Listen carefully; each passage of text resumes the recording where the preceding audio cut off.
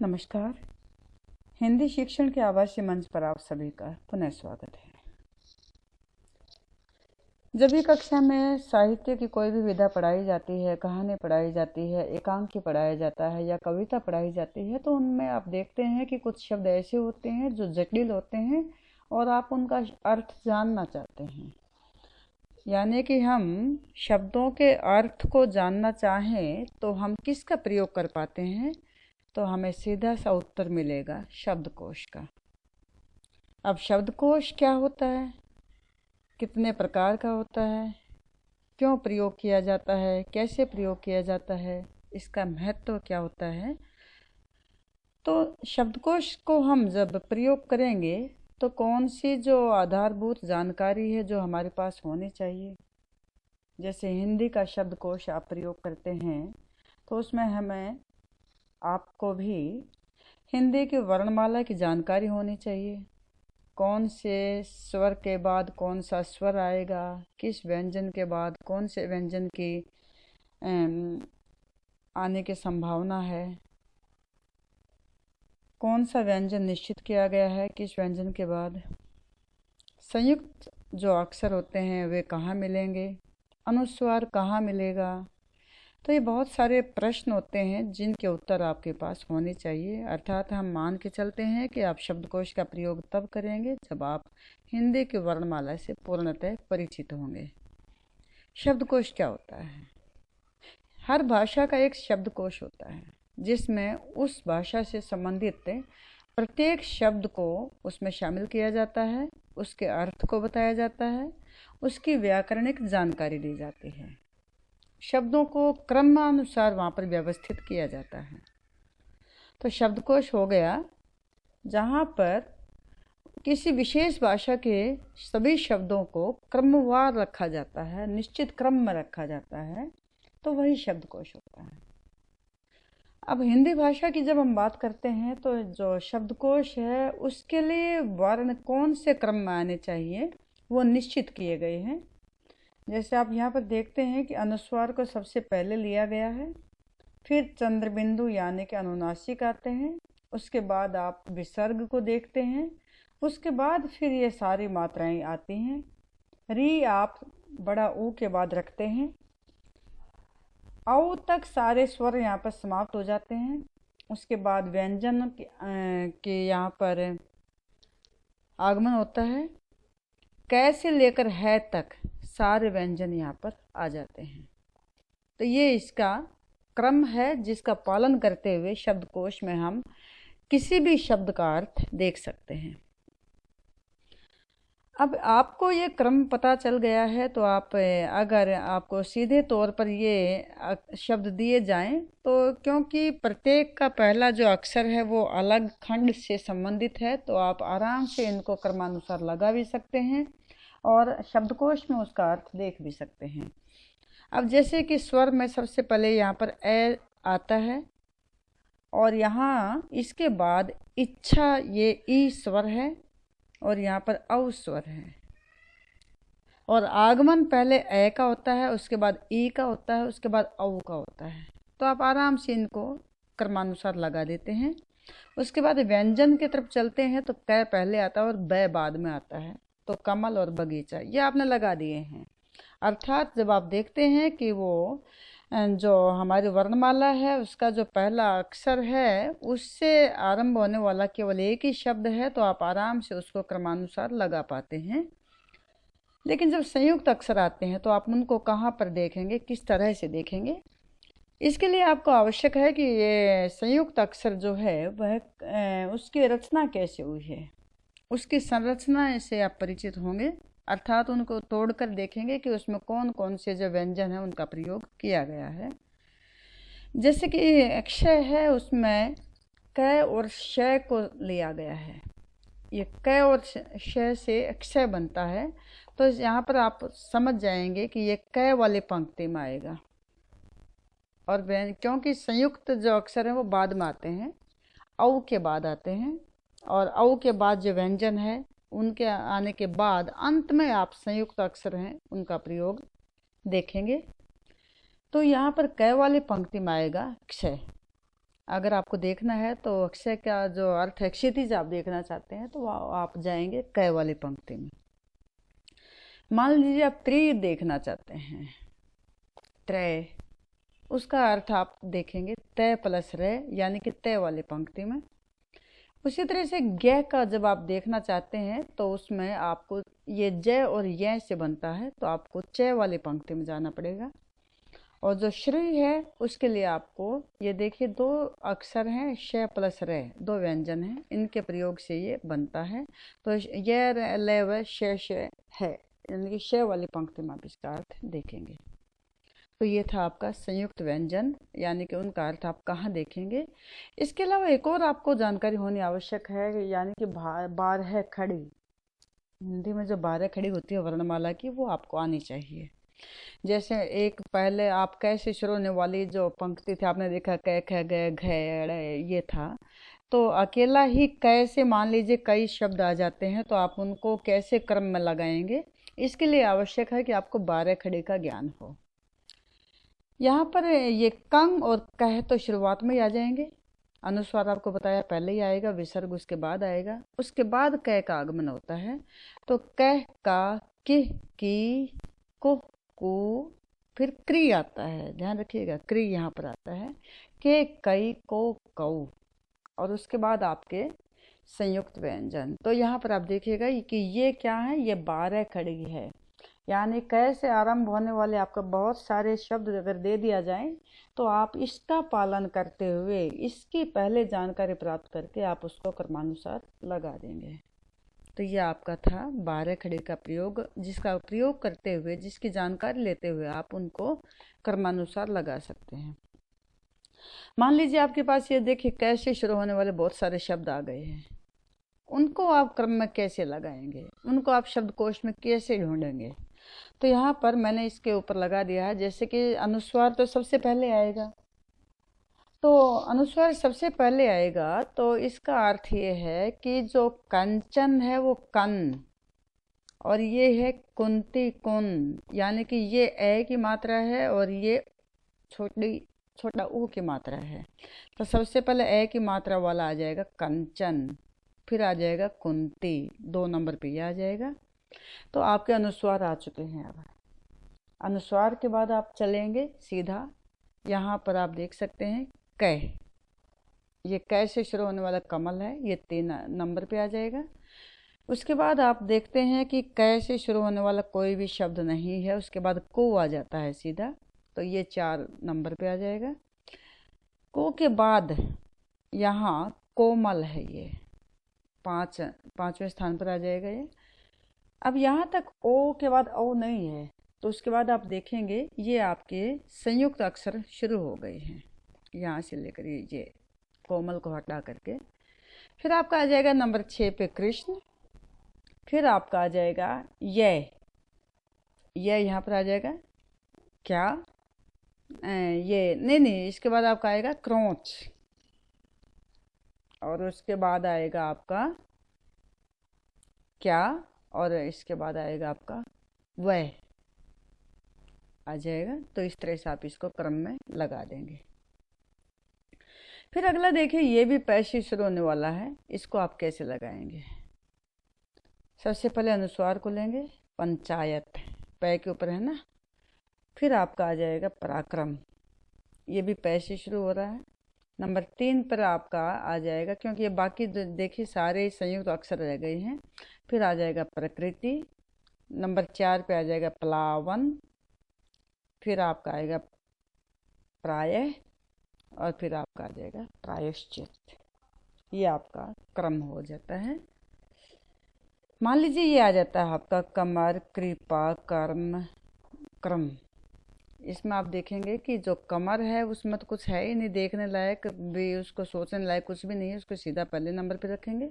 फिर आप ये देखें कर्म, इसमें क तो पूरा है, तो क पूरे को हम यहाँ पर ले आएंगे कर्म में। फिर आप आ जाइए यहाँ पर क्री पहले आएगा, और फिर इसके बाद आता है आपका क्रय। ये आपका, इसको हम अगर एक ही अक्षर से आरंभ होने वाला जो आपका शब्द है उसको हम इस तरह से शब्दकोश के क्रम में लगा देंगे। अब अगला देखिए जरा, ये आपको दिए गए हैं। परीक्षण, परिक्रमण, इनको आप कैसे लगाएंगे? सबसे पहले हम ढूंढेंगे इसमें कि जो हमारे अनुस्वार हैं वे कहाँ पर हैं। इसमें आप देखेंगे ए सबसे पहले है, अंत, अंत है, तो अंत पहले यहाँ पर आ जाएगा। ये अंत पहले आएगा आपका, ये पहले आएगा, और अंत है उसके बाद आएगा। पहले आपका आएगा, इसको हम यहाँ से काट देते हैं, ये यहाँ आएगा आपका अंत। अंत पहले आएगा, उसके बाद अंत आएगा। ये आपके अनुस्वार हो गए जो ए से आरंभ हो रहे थे। उसके बाद ए वाला ही इसमें देखेंगे, ए इसमें इसके बाद आता है अकंपित में। अकंपित को रख देंगे तीसरे स्थान पर। यहाँ रखने के बाद फिर आप देखिए जरा, स्वर से आरंभ होने वाला और कौन सा है? स्वर से आरंभ होने वाले ये दो हैं, इच्छित और इक्सु। इच्छित और इक्सु, इसमें ये च से शुरू हो रहा है, ये दोनों तो बराबर हैं, ई और ई, लेकिन इसके बाद वाला ये च है और ये क है, तो क पहले आएगा, तो इक्सु पहले आ जाएगा, इच्छित बाद में आएगा। फिर आपका बनता है यहाँ पर उदाहरण, उद्योग। उदाहरण, ई के बाद खत्म हो गया, ऊ आ गया। अब इसमें भी आप देखेंगे उदाहरण पहले आएगा, क्योंकि ये द और ये तो आपका बन गया संयुक्त अक्षर। उसके बाद उद्योग आएगा। आपके स्वर खत्म हो चुके हैं यहाँ पर। इसके बाद आप देखेंगे कि यहाँ कौन सा इसके बाद आने की योग्यता रखता है। ग्वालिन है, गै से शुरू होने वाला, और गै से शुरू होने वाला एक ही है, तो हम इसको इसके बाद ले आएंगे। फिर घ से शुरू होने वाला है घंटा, घटक, दो हैं आपके। तो इसमें सबसे पहले सोचना ही नहीं है, अनुस्वार पहले आएगा घंटा, और उसके बाद घटक आ जाएगा। अब इसके बाद आप देखेंगे च या छ से शुरू होने वाला कोई है तो हम उसको लेकर आएंगे, लेकिन कोई नहीं है। उसके बाद सीधा जिज्ञासु आ जाता है, तो जिज्ञासु आ गया है। जय तक आ चुके हैं। उसके बाद हमारे बचते हैं ये, तो यहाँ पर प से शुरू होने वाला आएगा। ये आप देखिए परीक्षण, परिक्रमण, परिक्रम, ये तीन हैं। तो इसमें आप देखेंगे प तो सबका बराबर है, एक जैसा है। ये छोटी ई को लेकर आएंगे, और छोटी ई में भी परिक्रम पहले आएगा, क्योंकि अणय उसमें शामिल होने के बाद उसके बाद आएगा। तो परिक्रम पहले आ गया है, परिक्रमण उसके बाद आएगा, और उसके बाद बड़ी ई की मात्रा वाला परीक्षण आएगा। ये आने के बाद आप देखेंगे कि यहाँ योगासन है, योगासन ही है जिसको हम लेकर आएंगे। योगासन आ गया, और यह के बाद आता वह, विश्वामित्र, ये आ गया यहाँ पर। फिर हमारे बचते हैं हिमाश्रया और हृदयंगम। इसमें सोचना ही नहीं है, हृ जो है वो क्या है, हृदयंगम। हृ संयुक्त अक्षर है, तो ये तो बाद में आएगा, पहले हिमाश्रया आएगा। तो इस तरह से आपने देखा कि हम किस तरह से उनको क्रम अनुसार लगा सकते हैं, अगर हमें वर्णमाला का ज्ञान होता है तो। आगे आपको दे दिया अंकुर, अमर, अक्षर, अंग। इनको आप कैसे लिखेंगे? सबसे पहले अनुस्वार आ गया अंग, फिर आपका ए आ गया है, नहीं फिर आपका अंकुर आएगा, ये अंकुर आ गया है। फिर आपका ए आएगा, ये ए यहाँ पर लिखा नहीं है, यहाँ पर हम इसको ए लिख देते हैं। और फिर आएगा आपका, इसके बाद आपका आएगा अक्षर। कैसे शुरू होने वाला है ना, अक्षर आ गया है। और फिर अमर आएगा आपका, मैं से शुरू होगा, ए के बाद मैं आता है। तो ये आपका बन गया है शब्दकोश के अनुसार। फिर आप ये देखिए अगला है कंगन, कलश, कठोर, कबीर, कहार, कटार। इनको आप कैसे लिखेंगे? सबसे पहले आपका अनुस्वार आएगा कंगन। फिर आप देखिए कै तो शुरुआत में सही है, सबका एक जैसा है, लेकिन उसके बाद कौन सा जो अक्षर है वो वर्णमाला में पहले स्थान पाता है, वो है देखिए लय है, ठय है, बै है और टय। तो इसमें आप देखेंगे टय, ये सबसे पहले आता है। कटार हम पहले लिखेंगे, कटार। और उसके बाद आप देखेंगे टय के बाद ठय आता है, कठोर। और फिर पै वाली लाइन शुरू होती है जिसमें बै आता है, कबीर। और उसके बाद य रे लय व होता है, तो उसमें लय आ गया, कलश। और अंत में है जाता है, तो कहार। तो इस तरह से आप इसका शब्द क्रम निश्चित कर देंगे। तो ये आपका अगला है, देखिए जरा, आपको दिया कलश, पूर्व, टंकार, सरकार, शंकर, डलिया, तमाशा, भीषण, छंद। इनको आप कैसे लगाएंगे, शब्दकोश में कैसे डालेंगे? तो शब्दकोश में डालने से के लिए आपको आवश्यक है कि आप उसको पंक्ति के अनुसार पहचान लें। कै खंडम का सबसे एक ही अक्षर, यहाँ पर एक ही शब्द है जो कै अक्षर से आरंभ होता है, तो कलश बिना सोचे यहाँ पर आप रख देंगे। कलश आपने रख दिया है, तो कै के बाद आप कौन सा यहाँ पर देखते हैं कि जो कि उसमें पहले आता है, वो है, ये आ गया छंद, च वाली लाइन में, तो वो छंद पहले आ गया है यहाँ पर। अब उसके बाद आप यहाँ पर च के बाद आता है ड, ये टंकार आ गया है, ड वाली लाइन आती है जो डेढ़ है। टंकार के बाद ड के बाद ड आता है, ये आ गया ड, तो डलिया आ गया है। डलिया आने के बाद आप देखेंगे कि तय वाली पंक्ति आएगी, तमाशा, तो ये ले आए आप तमाशा यहाँ पर।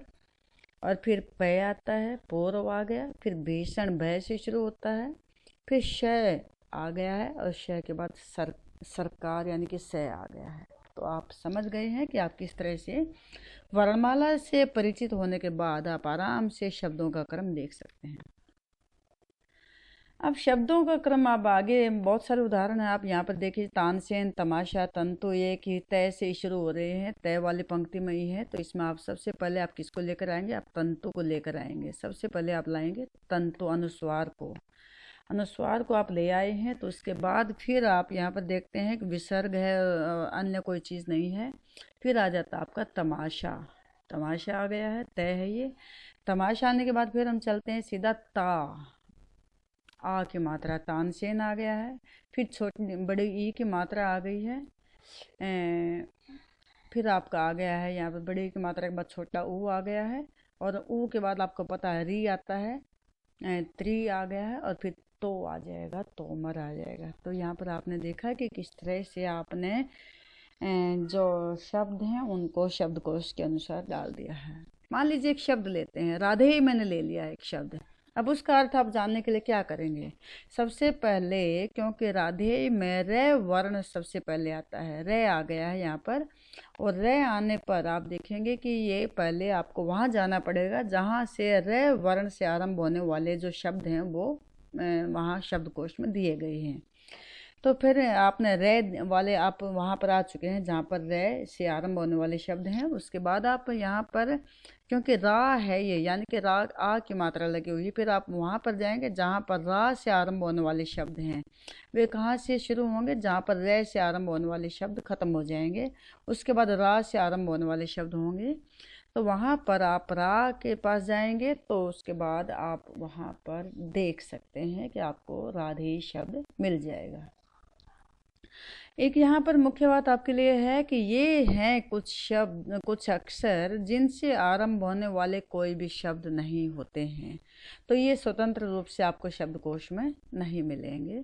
तब आपने देखा है कि वास्तव में शब्दकोश क्या बन गया है, क्या परिभाषा बन गई है आपके लिए यहाँ पर, कि शब्दकोश क्या है? यानी कि शब्दों का खजाना है, जहाँ पर किसी भी भाषा के जितने भी शब्द होते हैं वो वहाँ पर आपको मिलेंगे। वहाँ पर आपको उनकी व्युत्पत्ति, यानी कि कहाँ से आए और किस तरह से उन परिवर्तन हुआ, कौन सा लिंग है, वचन है, वो सब आपको वहाँ पर मिल जाएगा। तो ये शब्दकोश वास्तव में एक खजाना होता है, जो कि किसी भी शब्द के बारे में कोई भी जानकारी जुटाने का साधन होता है। तो आपने यहाँ पर ये देख तो लिया है कि सबसे पहले आरंभ होने वाला है, अंग से आरंभ होते हैं, और जो व्यंजन होते हैं, संयुक्त व्यंजन, उनको शब्दकोश में उन व्यंजनों के साथ रखा जाता है जिनसे मिलकर वे बने होते हैं। जैसे आपको मैंने पहले बताया था कि ये जो शब्द अक्षर हैं, संयुक्त व्यंजन हैं, वे किन किन से मिलकर बनते हैं, तो कौन सी पंक्ति में आएंगे। शब्दकोश में न केवल शब्दों के अर्थ बताए जाते हैं, बल्कि शब्दों की विस्तृत जानकारी भी प्रदान की जाती है, उनकी उत्पत्ति का भी ज्ञान दिया जाता है। और शब्दकोश में शब्दों का क्रम हिंदी की वर्णमाला के अक्षरों के क्रम के अनुसार ही लिया जाता है। और सबसे बड़ा लाभ ये है कि इसमें किसी भी शब्द को हम आसानी से ढूंढ लेते हैं और उसके विषय में पूरी जानकारी प्राप्त कर लेते हैं। अब आप ये देखेंगे कि लगभग कितने शब्द होते हैं शब्दकोश में, और उनको हम कोश में कहाँ पर पा सकते हैं, और शब्दकोश के अलावा हमारे पास कितने तरह के कोश होते हैं, इनके बारे में अब आगे बात करेंगे। एक तो ये संदर्भ ग्रंथ होते हैं। संदर्भ ग्रंथ यानी कि जो मनुष्य जिनके बारे में जानना चाहता है उनका संक्षिप्त रूप से ज्ञान संदर्भ ग्रंथ में दे दिया जाता है। यानी कि जिस भी वस्तु या जिस भी विषय के बारे में हम जानकारी प्राप्त करना चाहते हैं वो संदर्भ ग्रंथ में हमें तुरंत प्राप्त हो जाती है। कोश 3 प्रकार के होते हैं: विश्व ज्ञान कोश, साहित्य कोश और चरित्र कोश। विश्व ज्ञान कोश एनसाइक्लोपीडिया, इसको आप समझते हैं और आप प्रयोग भी करते हैं कि जिसमें पूरे विश्व की कोई भी जानकारी हम वहाँ पर प्राप्त कर पाते हैं, वो विश्व ज्ञान कोश होता है। साहित्य कोश होता है कि साहित्यिक विषय से संबंधित आप प्रत्येक जानकारी साहित्य कोश में पा सकते हैं। और चरित्र कोश होता है कि जितने भी किसी भी एक क्षेत्र का कोई भी महान व्यक्ति है उसके बारे में हम जानकारी चरित्र कोश में पा सकते हैं। तो ये 3 तरह के कोश प्रयोग में होते हैं। एक और आपने देखा होगा, शब्दकोश जब आप प्रयोग करते हैं तो उस जो पन्ना होता है उसके बाईं तरफ और दाईं तरफ 2 शब्द दिए गए होते हैं। इनका अर्थ होता है कि जो बाईं तरफ दिया गया है वहाँ वो तो उस पन्ने पर पहला शब्द होता है जिसका अर्थ वहाँ पर दिया गया होता है, और जो दाईं तरफ दिया गया होता है, जैसे आकाश दिया हुआ है, आकाश यानी कि इस पन्ने पर ये अंतिम शब्द है जिसका कि अर्थ दिया गया है। यानी कि ये आरंभिक शब्द है। अकबकाना जैसे पहला ये ऊपर दिया गया, अकबकाना इस पन्ने का आरंभिक शब्द है और आकाश इस पन्ने का अंतिम शब्द है जिसका अर्थ आप यहाँ पर पा सकते हैं। एक और आपने देखा कि यहाँ पर आप देख सकते हैं कि जैसे ये आप ये रहा, जैसे अकारज है। अकारज को में आप देखेंगे कि इसमें ब्रैकेट के अंदर ही और पू दे रखा है। तो ही का मतलब होता है कि ये हिंदी शब्द है, पू का अर्थ होता है ये पुल्लिंग शब्द है। तो इस तरह से आपको ये बिल्कुल शॉर्ट फॉर्म यानी कि लघु रूप में जो ये दिए गए हैं ब्रैकेट के अंदर, ये इसका परिचय व्याकरण के अनुसार आपको बताते हैं। तो ये जो संक्षेप चिन्ह होते हैं इनका वास्तव में अर्थ क्या होता है, जैसे स्त्री यहाँ पर दे दिया तो इसका अर्थ होता है वो स्त्रीलिंग है। पू दे दिया है आगे 0 लगाई है तो पुल्लिंग है। सर्व दे दिया आगे 0 लगाई है सर्वनाम है। और आप यहाँ पर देखेंगे 0 क्री 0 यानी कि अकर्मक क्रिया है। स के है तो सकर्मक क्रिया है। इस तरह से आपके सामने वहाँ पर ये ब्रैकेट के अंदर ये आपको मिलेंगे जिनके लघु रूप में दिया गया है। तो ये एक तरह से उसका व्याकरणिक परिचय होता है।